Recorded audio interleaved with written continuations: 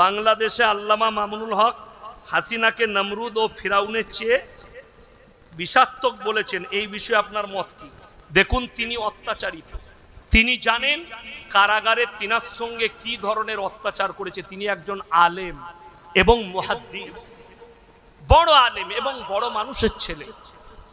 আল্লামা আজিজুল হক সাহেব রহমতুল্লাহ আলাইহির ছেলে, তিনার আব্বা হচ্ছেন মোল্লা আশরাফ আলী থানভী রহমতুল্লাহ আলাইহির খলিফা, তিনার সন্তান। ওনাদের পরিবারে 70 জন আলেম হাফেজ আছে, জোরে বলুন সুবহানাল্লাহ, উনার বংশ।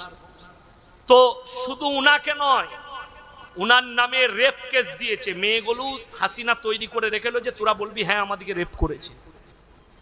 আল্লামা দেলোয়ার হোসেন সাইদির নামেও দিয়েছিল। ওরা তো ফিরাউন বলেছে, আমি বলবো মালটাকে পেলে ওকে একবার আয়না ঘরে ভরে রাখো 3 মাস। মুসলিম হয়েও ব্যারিস্টার সুমন আল্লামা সাইদির মৃত্যু ষড়যন্ত্র করেছিল। এই বিষয়ে কে বললেও মুসলমান। মুসলমান কাকে বলে আগে তোমাকে জানতাম। মুসলমান ঘরে জন্ম নিলে মুসলমান হওয়া যায় না। তাহলে সব থেকে দামি মুসলমান হচ্ছে সালমান খান, শাহরুখ খান। কি শুনেলেন? সালমান খানের একটা গুণ, সে তার 100 টাকা ইনকামের 90 টাকা চ্যারিটিতে দিয়ে দেয়। বাচ্চাদের পড়াশোনায়, ডাক্তার দেখানো, ক্যান্সারের রোগী, বাচ্চা ছেলের ক্যান্সার হলে, যদি কোনো বাচ্চার ব্লাড ক্যান্সার হয়, এমনি ক্যান্সার হয়, আমি আপনাদেরকে বলে যাচ্ছি, বোম্বেতে গিয়ে উনার চ্যারিটিতে দেখা করবেন, 1 টাকা খরচা নাই, সব করাবে। সে কিন্তু মুশরিক। কেন মুশরিক? আল্লাহ ব্যতীত গণেশের উপাসনা করার কারণে মুশরিক। তাকে আর মুসলমান বলা যাবে না। সে কালমা পড়ে মুসলমান হবে, ইস্তেগফার করে ফিরে এসে কালমা পড়বে, মুসলমান বলা যাবে। যদি বলেন সে যে এত ভালো কাজ করছে, ভালো কাজের বদলা আল্লাহ তাকে দুনিয়াতেই দিবেন। কিতই দিবেন? দুনিয়ায়। দেখুন, আমি কালকে বলেছি, আজকে আবার বলছি, কবিগুরু রবীন্দ্রনাথ ঠাকুর ভালো মানুষ না খারাপ? ভালো। ঈশ্বরচন্দ্র বিদ্যাসাগর ভালো মানুষ, বঙ্কিমচন্দ্র, শরৎচন্দ্র, স্বামী বিবেকানন্দ, এরা অনেক ভালো মানুষ। তাহলে কি এরা জান্নাত পাবে না? কলমা না পড়ার কারণে আমার আল্লাহর কাছে এরা মনোনীত হবে না। যদি বলেন এর বদলা, এরা যে দুনিয়ার বুকে মানুষকে শিক্ষা দিয়েছে, ভালো কথা বলেছে, মানুষের উপকার করেছে, তার বদলা আল্লাহ তাদেরকে দুনিয়াতেই দিয়েছে। কেমন করে? যতগুলো স্কুল কলেজ আছে, হেডমাস্টারের মাথার উপরে তাদের ছবি টাঙানো আছে। কিয়ামত পর্যন্ত তাদের মৃতদিন, জন্মদিন মানুষ পালন করবে। এটাই তাদের দুনিয়াতে পাওনা, পরকালে কিচ্ছু থাকবে না। ওই রকম এক্স্যাক্টলি শাহরুখ খানের উতায় গালি দেওয়ার আগে ভাববে, আল্লাহর কসম করে বলছি, ইসলাম কারো ধর্মকে গালি দেয় না। ভেবে দেখুন, গোটা বিশ্বে তাকিয়ে দেখুন। আজকে আপনারা সবাই নিয়ত করুন, আমরা দ্বীনি কালচার করব। জোরে বলুন ইনশাআল্লাহ। দ্বীনি ইলম হাসিল করুন। কেন বলছি? তা না হলে আপনার সন্তান হবে তসলিমা নাসরিনের মতো, আপনার মেয়ে হবে তসলিমার মতো, আপনার ছেলে হবে জাস্টিস ইনায়েতুল্লাহর মতো। এদের মা বাবারা জন্ম দিয়েছে ঠিক আছে, এদিকে বেঈমান আর কাফেরের কোলেতে লালিত পালিত করার কারণে এরা রাসূলের দুশমন হয়েছে, এদিকে দ্বীনি শিক্ষা দেয়নি। ওই জন্যে আপনার বাচ্চাকে মাদ্রাসায় পাঠান। একটা মৌলবীর মুখ থেকে শোনাতে পারবেন না যে আমরা কেউ বলেছি যে তোমার ছেলেকে মাদ্রাসায় পড়াও, আলেম করো, মুফতি করো, কারি করো। স্কুলে পড়ানো যাবে না, মাস্টার করা যাবে না, ডাক্তার করা যাবে না, কে বলেছে? আপনি আপনার মাদ্রাসাকে বাচ্চাকে নিয়ে আসুন। 7 বছরের বাচ্চাকে এনে দেন আমাদের কাছে, তার হাফিজে কোরআন হতে 3 বছর সময় লাগবে। কত বললাম? 3। 7 আর 3 কত? 10। এই 10 বছরের ছেলেটা হাফেজ হওয়ার পরে তাকে ভালো মিশনে, ভালো কনভেন্টে, ভালো স্কুলে দেন। এই ছেলেটা যখন ডাক্তার হবে, এই ছেলেটা মাস্টার হবে, এই ছেলেটা প্রফেসর হবে, তখন কিন্তু এ বেঈমানি করবে না, ঈমান হারা হবে না।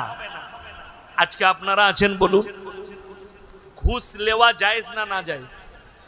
হারাম না হারাম নয় ঘুষ নেওয়া? ঘুষ নেওয়া যদি হারাম হয়, ঘুষ দেওয়া কি হারাম? যে মাস্টাররা পয়সা দিয়ে চাকরি নিচ্ছে, সে মালদের কি হবে?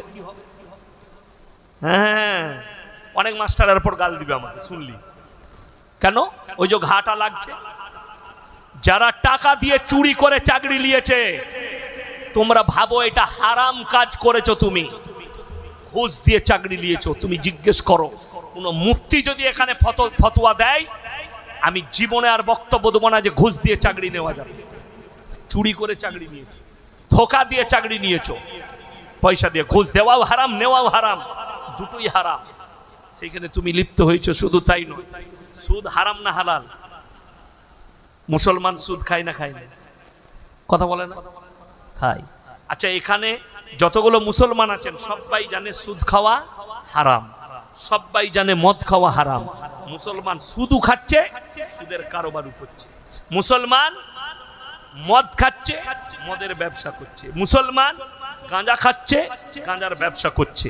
আপনি বাজারগুলো দেখুন, 24 পরগনার বাজারগুলোতেই দেখবেন, অন্য জেলায় পড়ে যাবেন। আপনি 24 পরগনা জেলার মানুষ, আপনাদের যতগুলো বাজার আছে খুঁজে দেখবেন, মুসলমান লটারি কাটছে, মুসলমান লটারি বেচছে। ঠিক বললাম না ভুল বললাম?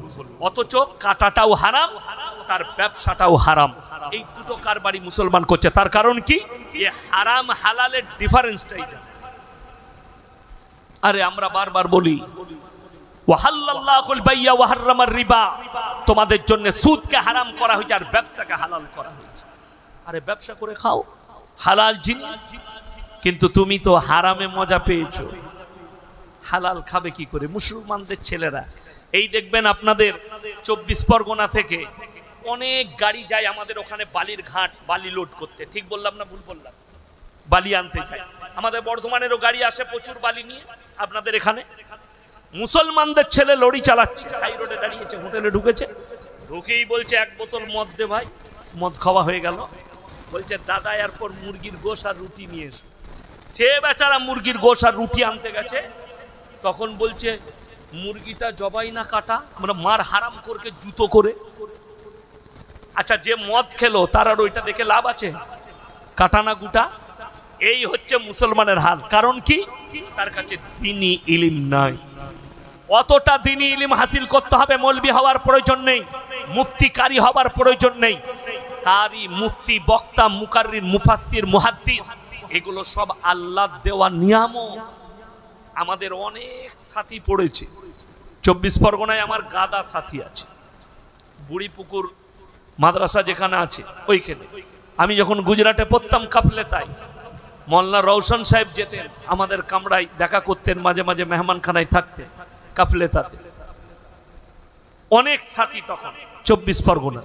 আমার মাদ্রাসায় তখন 24 পরগনার অনেক ছেলে পড়েছিল। আমি যখন পড়ি আমার আব্বার মাদ্রাসা, আমার ভাই কেউ আলেম হয়েছে, কেউ কাঠ মিস্ত্রি, কেউ মাটবেল মিস্ত্রি, কেউ রাজমিস্ত্রি, কেউ মুহাদ্দিস, কেউ মুকাররির। আল্লাহ তাআলা যাকে কবুল করেছেন সেই একমাত্র ইলম হাসিল করে আলেম হয়েছেন, আল্লাহ তার দ্বারা খিদমত দিচ্ছেন। কিন্তু দ্বীনি ইলম অতটা হাসিল করতে হবে যতটা করলে আপনি হারাম হালাল জানতে পারেন, দ্বীন আর বাদ্দীন চিনতে পারেন, শিরক আর বেদাত চিনতে পারেন। বেঈমান কাফেররা তোমার উপরে যে জালটা ছুড়ছে কুফরির, সেটা যেন তুমি ইলমের দ্বারা দেখতে পাও যে এটা আমার জন্য বৈধ নয়। এরপর বলে দিই যে হুজুর এখন মুসলমান অনেক সচেতন। আমাদের দেশে নামাজি বেড়েছে না কমেছে বাবা? কথা বলেন। নামাজি বেড়েছে, অনেক যুবক ছেলে নামাজ পড়ছে। তাদেরকে জিজ্ঞেস করো, তারা বলছে আমাদের বাপ দাদুরা কিছু জানতো না বে, আমরা দারুণ জানি। বলছে না? বলেন। এখনকার ছেলেরা, আমার বাপ দাদুরা কোরআন হাদিস জানতো না। কোরআন শোনাবো আপনাদিকে। যারা এখন বলছে আমি পণ্ডিত হয়েছি, নামাজি হয়েছি, জিনা করছে নামাজ পড়ছে, চুরি করছে নামাজ পড়ছে, আপনার লোকের বউকে নিয়ে পালিয়ে যাচ্ছে নামাজ পড়ছে, সুদ খাচ্ছে নামাজ পড়ছে। এখন তো জুম্মার দিনে ফার্স্ট কাতারে সুদখোর মালগুলো আগে আঁতর লাগিয়ে বসে। আমি বললি খারাপ বলবি, লোকে গালি দিবে। এইটাই এখন সুদ খেয়ে যদি কেউ বড় লোক হতে পারে, সেই মসজিদের মতো আল্লি, অসুবিধা নাই। সুদ খেয়ে বড় লোক হয়ে গেছে, বাস গায়ে ওই তো ভদ্রলোক, ওকেই করে দে মতোয়াল্লি। সুদখোর মতোয়াল্লি হলে কত ক্ষতি মসজিদের আপনি জানেন? আপনার জানাই নেই। আপনি আলেম দিকে, উলামা দিকে জিজ্ঞেস করলেন না যে কিরকম ব্যক্তি, শর্তগুলো কি কি আছে মসজিদের সেক্রেটারি হতে গেলে, কেসিয়ার হতে গেলে, মতোয়াল্লি হতে গেলে। শর্ত না জেনে পয়সা আছে ওকে করে দে। এটা হচ্ছে কওমের অবস্থা। তাতে যাই করুক, আমাদের বর্ধমানের কথা বলছি, আপনাদের জেলার একটা মসজিদ, মসজিদের পাড়ে বড় পুকুর, পুকুরের চারিদিকে 40 থেকে 50টা তাল গাছ। কি গাছ বললাম? তাল গাছ। এই গরমের সময় দেখবেন আদিবাসী ভাইরা রস টাঙে, বাঁকুড়া পুরুলিয়া থেকে এসে আমাদের দেশে ওই ধান ফান কাটে বাস করে, তারা রস টাঙে। মসজিদের যে মতোয়াল্লি সে একটা আদিবাসীকে বলেছে 40টা গাছই রস টাং, একটা গাছের সিজনে আমাকে 3000 করে দিবি। ও মোটামুটি 2 মাস 3 মাস রস টাঙবে, ওকে 3000 করে মাসে দিবে সিজনে। তা 40টা গাছে 3 চেরে কত বাপ? 1,20,000। আচ্ছা, তাড়িটা হালাল না হারাম? হারাম। মদ, তাড়িটাও একটা মদ, তাড়ি হারাম। ওই হারাম টাকা ব্যবসা। শুধু তাই নয়, সে এক ওয়াক্তের নামাজ কি জুম্মাটাও মালটা পড়ে না, সে কিন্তু মসজিদের মতোয়াল্লি। সে আবার বলেছে আমাকে প্রত্যেকদিন 1 হাঁড়ি করে ফিরি দিবি, মানে আলু তাড়ি খায়। কথাটা বুঝতে পারেননি? সে হচ্ছে মসজিদের মতোয়াল্লি। আরে দুঃখ কোথায় জানে? মসজিদে কেউ নামাজ পড়তে আসে না, নামাজ পড়ার প্রয়োজন নাই। এই শীতকালে, শীতকাল আসছে না, আসে নাই? কার্তিক মাস, অঘ্রাণ মাস, পৌষ মাস, শীত আসবে। ইমাম সাহেবকে জিজ্ঞেস করছি, ভাই ফজরে কজন মুসল্লি? বলে হুজুর কেউ আসে না। আমি তুমি একাই? বলে হ্যাঁ, আমি ওই শুয়ে শুয়ে মাইকটা খুলে নিয়ে শুই, ফজর হলে ওইখান থেকে আজান দিয়ে দিই। যা বুঝে কর, ওইখান থেকে শুয়ে শুয়ে ল্যাপের ভেতর থেকে আজান দিয়ে দিলে আলু ঘুমোচ্ছে, গায়ের লোকও ঘুমাচ্ছে। সে গায়ে কত বরকত হবে বুঝতে পারছেন? একজনও নামাজ পড়ে না। আরে ভাই, কেন পড়ে না? কারণ একটাই, যত পাপ করবি কর, যা করবি কর, খালি পীরের পায়ে চুমু খেলে, গাছতলায় গড়াগড়ি খেলেই জান্নাতে ঢুকে যাবে। কেন? আমাদের তো জিলাপি হুজুর আর গুটকা খোররা আছে জান্নাতে দিবারলে, দোয়া করে জান্নাতে। 3 বোতল মদ খেয়ে মরে গেছে বলে অসুবিধা নাই, হুজুরকে দাওয়াত দে, হুজুর দোয়া করেন মানে আল্লাহ তুমি আগে জান্নাতে দাও, আল্লাহ তুমি আগে শহীদের মারো বিরহমাতিকা। তবে 3 বোতল মদ খেয়ে জান্নাত? তাহলে নূহ নবীর বিবি কি অপরাধ করলো? লূত নবীর বিবি কি অপরাধ করলো? আল্লাহ নবীজি চাচা জান কি অপরাধ করলো? আল্লাহ দোয়া ঘুরিয়ে দিয়েছেন। নূহ নবী নৌকার উপরে দোয়া করছে, লা আসিমাল ইয়াউমা মিন আমরিল্লাহ, এটা আমার সন্তান ওরসজাত পুত্র, আল্লাহ তুমি একে রক্ষা করো। আল্লাহ বললেন লামিনাল খাসিরিন, হাত নামাও। দোয়া করতে পাবে না যে আমাকে মানেনি, আমার নবীকে মানেনি, আমার দ্বীনকে মানেনি। আজকে ভারতবর্ষের মুসলমান, 30 কোটি মুসলমানের মধ্যে 10 কোটি মুসলমান ঈমান হারা হয়ে আছে। তার কারণ একটাই, আমাদের দেশের কিছু অমুসলিম ভাই, সবাই নয়, কিছু অমুসলিম ভাই, তারা ভাবে আমাদের পুজো আর এদের কবর পুজো দুটোই সমান। ওই জন্যই তো আমার বাড়ি থেকে এখান পর্যন্ত 173 কিলোমিটার রাস্তা। কত বললাম? 173 কিলোমিটার রাস্তা আমার বাড়ি থেকে আপনাদের এই মাদ্রাসা পর্যন্ত, 173। এখানে হাজী সাহেব যারা আছে জিজ্ঞেস করুন, মক্কা থেকে মদিনা 430 থেকে 470 কিলোমিটার রাস্তা, একটা মাজার নাই। আমার বাড়ি থেকে 173 কিলোমিটার, 173,000-এর বেশি মাজার আছে।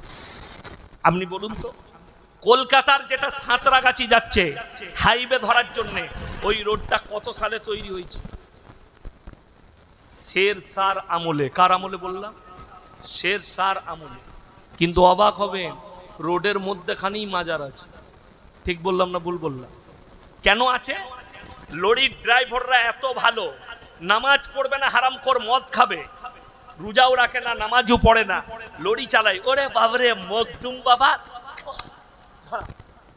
পয়সা, গাড়িতে একটু ব্রেক মেরি বাবার মাজারে পয়সা দিচ্ছে, জান্নাতে যাবে, নামাজ পড়া কিচ্ছু লাগবে না, বলে বাবাই সব বিপদ আটকাবে। দুঃখটা একটাই, আমার আব্বাজির বয়স হয়েছে 80 বছর, উলামারা ছিল কত বললাম? 80 বছর। দূরে আর জলসা করতে যেতে পারে না। সূক্ষ্মভাবে বুঝবেন, গালি দেওয়ার আগে ব্রেনটা খুলে আমার কথাটা শুনো না। আমার আব্বাজি বলল, যদি আমাকে বলে বাবা আমি যদি মারা যাই আমাদের বাড়ির কাছেই দামোদর নদী, সিল্লার ঘাটের বালি সব থেকে দাম বেশি কলকাতা 24 পরগনায়। ওই ঘাটটা আমার বাড়ির কাছে, সিল্লার ঘাট। প্রত্যেক দিন 3000-4000 গাড়ি লোড হয়। দুদিকে ঘাট, সিল্লার ঘাট আছে, গোহগ্রাম ঘাট আছে, সব ঘাটগুলো আমার বাড়ির কাছে। আমার ভাই, আমার আব্বা যদি বলে বাপ আমি যদি মারা যাই দামোদর নদীর মধ্যেখানে আমার কবর দিবি, আমাকে কি ভাবতে হবে? কবর দেবো না, আমাকে ভাবতে হবে যে আমার আব্বা ভুল বকছে। তাড়াতাড়ি বলুন, ভুল বকছে, বয়স হয়েছে তো, বয়স যন্ত্রের কারণে ভুল বকছে। অবাক হয়ে যাবেন যারা সুস্থ মস্তিষ্কের মানুষ হবে, যাদের ব্রেন বুদ্ধি ভালো আছে, তারা তার বাপের কবরটা পানিতে দিবে না। অবাক হয়ে যাবেন আমাদের দেশে হাজী আলী বাবার মাজারটা পানিতে আছে, কবরটা কে দিলবে ওখানে? কার মাথা খারাপ হয়েছিল যে হাজী আলী বাবার কবরটা পানিতে দিয়েছে? আমি বলে যাচ্ছি মাজারটা ফাঁকা, কিচ্ছু নেই। শুনেলেন দাদা হুজুর পীর কেবলা রহমতুল্লাহ আলাইহির ওসিয়তনামায় লেখা আছে, যদি কোনো বাপের বেটা থাকেন সকালবেলায় গিয়ে ওসিয়তনামা দেখবেন, তিনি লিখেছেন মাজারে মেয়েদের জন্য যাওয়া হারাম। যদি কোনো বেরেলবি ভাই থাকেন, আহমদ রাজা বেরেলবি, ফতোয়ায়ে রিজভিয়া খণ্ড নম্বর 24 ছাপা হয়েছে পাকিস্তানে, পৃষ্ঠা নম্বর 497, তিনি লিখেছেন মেয়েদের মাজারে যাওয়া তো দূরের কথা, নিয়ত করাটাও হারাম। তিনি লিখেছেন কবরস্থান পবিত্র জায়গা না অপবিত্র? জোরে বলুন, পবিত্র জায়গা। যদি কবরস্থান পবিত্র জায়গা হয়, খাজা মঈনুদ্দিন চিশতি রহমতুল্লাহ আলাই আজমিরের মাটিতে শুয়ে আছে, সেখানে কোনো অপবিত্র লোক ঢুকতে পাবে? অমিতাভ বচ্চনের বেটা আর বৌমা দুজনাই পবিত্র তো নাকি? তাদেরকে জিজ্ঞেস করুন তো ফরজ গোসল কটা? তারা পবিত্রতা সম্পর্কে জানে না। বিয়ের পরে আশীর্বাদ নিতে এসছে খাজা মঈনুদ্দিন চিশতি রহমতুল্লাহ আলাইহির মাজারে। আমি চ্যালেঞ্জ ছুড়ে গেলাম গোটা 24 পরগনায় একটা মৌলবি যদি ভারতবর্ষের দেখাতে পারে খাজা মঈনুদ্দিন চিশতি রহমতুল্লাহ আলাইহি, তিনি লিখে গেছেন আমি মরে যাওয়ার পরে আমার মাজার তৈরি করবি, চাদর চড়াবি, সিজদা করবি, সিন্নি দিবি, ভালো মন্দ চাইবি, একটা লেখা যদি খাজা বাবার দেখাতে পারে আমি জীবনে আর বক্তব্য দেব। একটা দেখাও। দাদা হুজুর পীর কেবলা রহমতুল্লাহ আলাইহি বলে গেছেন মেয়েদের মাজারে যাওয়া হারাম। আপনাকে দেখিয়ে দেবো 2-24 পরগনা, হাওড়া, হুগলি, মেদিনীপুরের মানুষ বলে দাদা হুজুরকে মহব্বত করি, অথচ নিজের বউকে নিয়ে আপনার আজমিরে গিয়ে খাজা মঈনুদ্দিন চিশতি রহমতুল্লাহ আলাইহির মাজারে মাথা টেকে আসছে। তোমার থেকে বড় দাদা হুজুরের দুশ্মন আর কেউ হতে পারে না। তুমি নিজেকে সুন্নি বলছো, আরে আমি তোমাদের নাম রেখেছি সিন্নি খোর। সিন্নি না হলে পেট ভরে না। মাজারে সিজদা দাও, মাজারে ভালো মন্দ চাও। আমি ইয়াসিন এখন বেঁচে আছি, আছি না নাই? আচ্ছা আমি মরে গেলে বেশি জোরে কথা বলতে পারবো না, এখন বেঁচে আছি বেশি জোরে বলছি। এখন বেশি, এখন আমার বল বেশি না, মরে গেলে বল বেশি হবে। কিন্তু আমাদের দেশে গুটকাখোর জিলাপি হুজুরা বলছে পীর সাহেব মরে গেছে, মরার আগে চলতে পারতো না কিন্তু মরে গেছে বলছে পাওয়ার বেড়ে গেছে। যা বুঝে কর, মরার আগে সে চলতে পারছে না। এখন আমার আব্বার পায়ে খুব অসুবিধা, অসুবিধা মানে চলার অসুবিধা, তার মধ্যেখানে পাটা একটু চিরিকফাট হয়েছিল পড়ে গিয়ে মাদ্রাসাতে, তো খুব ধীরে ধীরে এখন ধরে পিসাবখানায় নিয়ে যায়, ধরে গাড়িতে চাপাই, সঙ্গে একটা লোক থাকে জলসাই গেলে ধরে নিয়ে যায়। তো আমার আব্বা মরে গেলে তখন পাটা আরো বেড়ে যাবে, কষ্টর বিষয়। আপনাদের 24 পরগনার বক্তা, আমি তাকে চিনি না, আমার থেকে অনেক জুনিয়র, হুগলিতে বায়ান করছে, আমি শুনছি শুয়ে শুয়ে। তারপরে স্টেজে গেলাম, তাকে জিজ্ঞেস করলাম, তখন বুঝতে পারলাম এটা পড়া মৌলবি নয়, এটা মোবাইলের মৌলবি, মানে শুনে বক্তব্যর মৌলবি। কি বায়ান করছে শুনেলেন? কোরআন বিরোধী, ইসলাম বিরোধী, রসুল বিরোধী বায়ান। 24 পরগনার ছেলে, অল্প বয়সী ছেলে বায়ান করছে। আমার ভাইয়েরা মায়েরা মনে নাম, বড় পীর আব্দুল কাদের জিলানী রহমতুল্লাহ আলাইহি, তিনি দস্তরখানে খানা খেতে বসেছেন। তিনার দস্তরখানে দেশি মুরগি দিয়ে মুরিদরা ভাত দিয়েছেন, ভাত খাচ্ছে দেশি মুরগি দিয়ে। তেনার একজন মুরিদ বললেন, বাবা আপনি যে দেশি মুরগিটা খাচ্ছেন একটা প্রাণ মেরে কেন আপনি খাচ্ছেন? খাজা বাবা বললেন, বাবা আমি যে মুরগিটা খাচ্ছি এটাই আমি খাওয়ার পরে জীবিত করার ক্ষমতা রাখি। জোরে বলুন নাউজুবিল্লাহ, আরে জোরে বলুন নাউজুবিল্লাহ, নেকি পাবে। এই যে তহমতটা এই মাদ্রাসার যতজন বুখারি পড়ায়, মিশকাত পড়ায়, দওরা পড়ায়, হাদিস পড়ায়, সকলকে আমি বললাম একটা খালি হাদিস আমাকে স্টেজে দেখিয়ে দেন যে নবীজি সাল্লাল্লাহু আলাইহি সাল্লাম তিনি খাসি খেয়েছেন, ছাগলের মাংস খেয়েছেন, ছাগলকে জীবিত করেছেন, দুম্বা খেয়েছেন, দুম্বাকে জীবিত করেছেন, উটের মাংস খেয়েছেন, উটকে জীবিত করেছেন। একটা হাদিস দেখিয়ে দাও, আমি আর জীবনে বক্তব্য দেব না। রাসূল সাল্লাল্লাহু আলাইহি সাল্লামের মর্যাদা বেশি না বড় পীরের বাবা? জোরে বলুন। রাসূলের মর্যাদা যদি বেশি হয়, জানবেন আজকে যদি বড় পীর আব্দুল কাদের জিলানী রাহমাতুল্লাহ আলাইহি জীবিত থাকতেন, এই হারামখোরগুলোকে কাফের ফতোয়া দিতেন যারা তিনার নামে মিথ্যাচার করছে। তোমার থেকে বেশি দাদা হুজুরকে ভালোবাসি, তোমার থেকে বেশি খাজা মঈনুদ্দিন চিশতি রাহমাতুল্লাহ আলাইহিকে ভালোবাসি। তিনার আখলাকটা বার করে দেখো। 12 বছরের পর থেকে যিনি মৃত্যুকাল পর্যন্ত তাহাজ্জুদের নামাজ কাজা করেনি, আর বলছে আমি খাজা বাবাকে ভালোবাসি, জীবনে হারাম করে এক ওয়াক্তের নামাজ পড়েনি। বাস্তব বলছি। আমার বাড়িটা হচ্ছে দিল্লি রোডের উপরে। কোন রোডের উপরে বললাম? দিল্লি রোড। আমার বাড়ির আগে একটা হোটেল আছে, নিউ রয় হোটেল, যদিও অমুসলিম ভাইদের, তার নাম বিদ্যুৎ দা। আমাকে খুব সম্মান করে, আমাকে ওদের প্লেটে দেয় না, অন্য কাগজের প্লেটে খাবার দেয়। আপনাকে কাগজের প্লেটে গিলাসে চা দেয়, আমাকে আলাদা সম্মান করে। আমি একদিন রাতের বেলায় হাওড়া থেকে জলসা সেরে গিয়ে চা নিয়ে এসো, ভাড়ে করে আমার লেগে চা আলাদা করে বানাই, কেদলি চা দেয় না। তো আমি ওই বিদ্যুৎ দার সাথে গল্প করছি বসে বসে হোটেলে। তো 24 পরগনারই বাস গিয়ে দাঁড়ালো, অনেকজন এলো। হুজুর সালাম আলাইকুম। হুজুর, আমি কোথায় যাবে বাপ? বলে হুজুর আজমির যাচ্ছি। মাশাআল্লাহ, আলহামদুলিল্লাহ। বাবা কখন বেরিয়েছো? হুজুর 3টের সময়। আমরা আসরের নামাজ হয়েছে বাবা? হুজুর পড়িনি। মাগরিব? না হুজুর। এশা? না হুজুর। নামাজ আর পড়বে না। হুজুর তো মুসাফির, নামাজ পড়বেন কি করে? আমি একটাই কথা বলেছি, দুজনকে পাশে বসিয়ে বললাম তোমাদিকে লোকাল চা দিবে, আমার চাটা খাও। আমি বললাম এদিকে 2টো চা দিবে। তাদের একটু দাড়ি ফাড়ি ছিল। আমি বললাম বাবা আমার জলসা শুনেন? বলে জি খুব শুনি। আপনি খুব কড়া কথা বলেন, গায়ে লাগে। আমি বললাম যার গায়ে গু লেগে থাকবে তার গায়ে লাগবে, আমি তো ধুই, আমি তো পরিষ্কার করা মাল, লাগবে তোমার গায়ে। আমি বললাম শুনেন, 5 ওয়াক্তের নামাজ ফরজ না ফরজ নয়? সকলে বলুন ফরজ। কেউ যদি জেনে শুনে নামাজ ছাড়ে গুনাহে কবিরা হবে না? হবে না? গুনাহ হবে না? হবে না? বড় গুনাহ না গুনাহ নয়? বড় কষ্টের বিষয়। আমি বললাম বাবা তোমরা নামাজ পড়ছো না 1 ওয়াক্তের, তুমি বলছো খাজা বাবাকে ভালোবাসি। খাজা মঈনুদ্দিন চিশতি রাহমাতুল্লাহ আলাইহি 12 বছরের পর থেকে মৃত্যুকাল পর্যন্ত একদিনও তাহাজ্জুদের নামাজ কাজা করেনি। আর তুমি ভালো করে ফরজ নামাজ পড়ো না, জুম্মাটাও পড়ো না। আমাদের দেশে 3টে কোয়ালিটির নামাজি আছে। কটা বললাম বাবা? 3টে। একটা ঈদ আর বকরা ঈদের, আর একটা জুম্মার, আর একটা 5 ওয়াক্তের। দেখবেন ঈদের দিনে লাফাই বেশি কারা?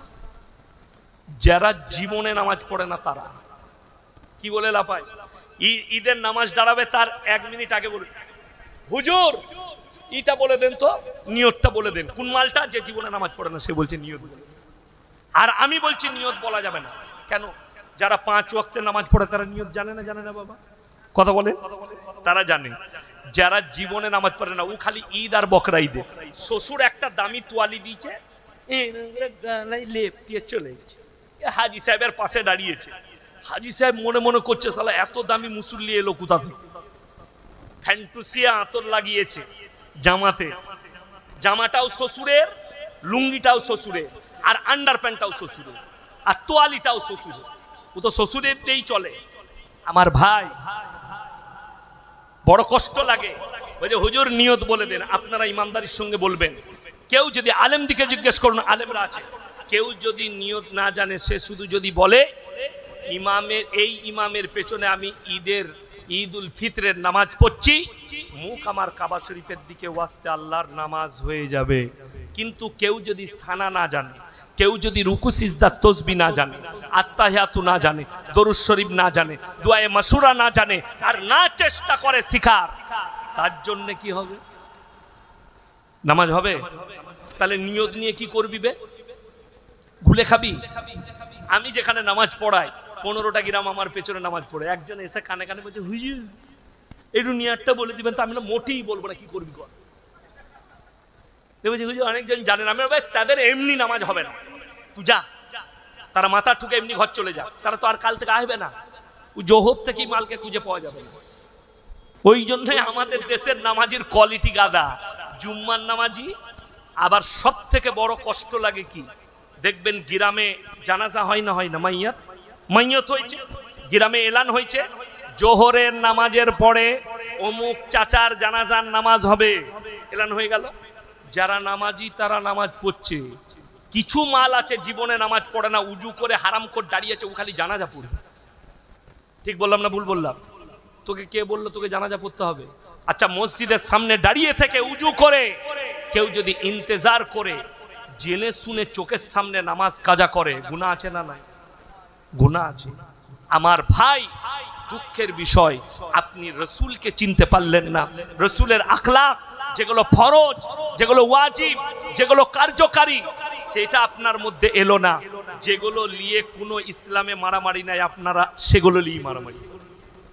আপনি দেখুন আমাদের দেশে মারামারি কি নিয়ে আপনি দেখতে পাবেন, কবরে সিন্নি চড়ানো নিয়ে মারামারি, চাদর চড়ানো নিয়ে মারামারি, কিয়াম নিয়ে মারামারি, যেগুলোর ইসলামে কোনো আহমিয়ত নাই।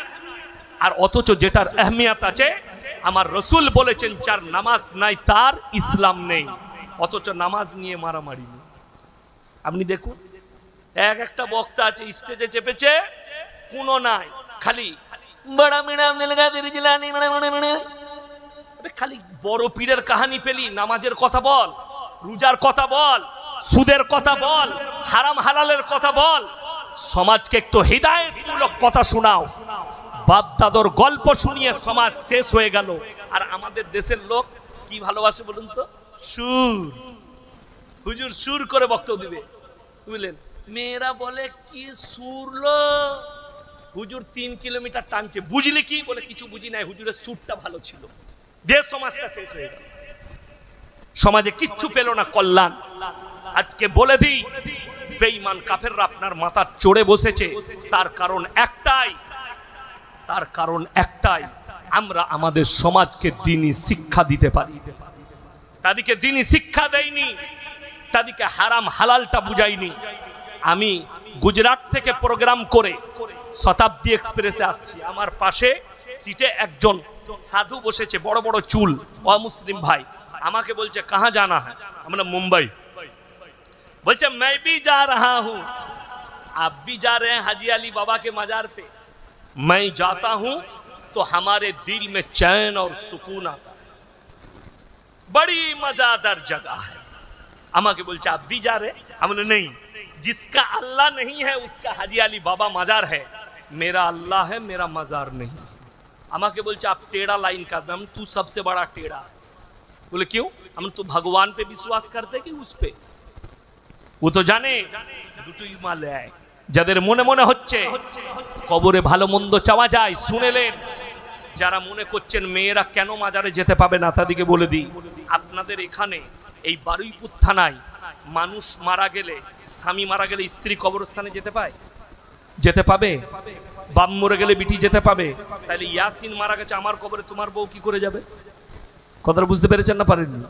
আমি মারা গেলে তাইলে তোমাকে বলতে হবে যে তোমার বউয়ের কাছে, আচ্ছা একজন বিবির কাছে তার স্বামীর হক বেশি না তার পীরের হক বেশি? স্বামীর হক বেশি।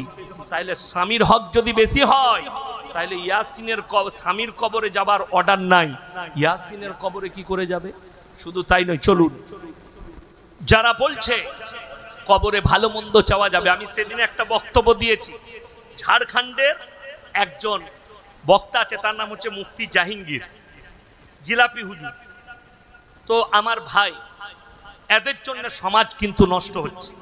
আমাকে বলেছে মাজারে যারা মুরগি নিয়ে যায়, ছাগল নিয়ে যায়, সেটা আল্লাহর নামেই জবাহ করা হয়।